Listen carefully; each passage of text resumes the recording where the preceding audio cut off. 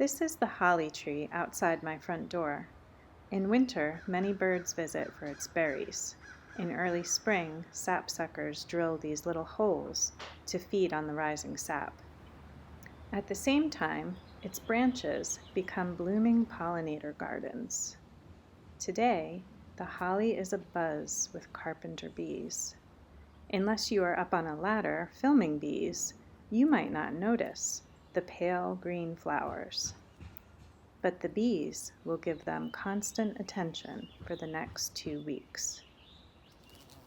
Many native trees, like maples and oaks, are key early season pollinator foods.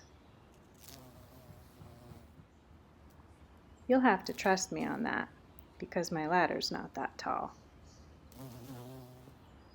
So if you're planning a pollinator garden, please don't forget the trees.